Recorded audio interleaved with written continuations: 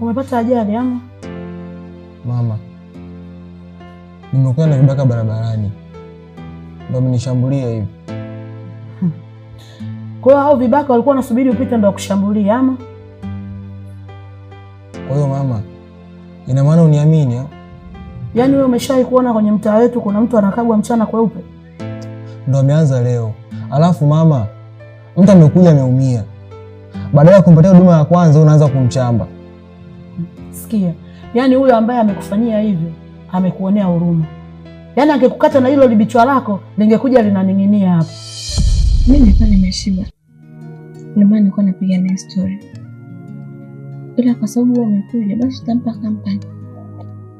Wewe sasa ulivyokuwa na kasura kapole, majibu yako nachoka mimi. Hivi nyie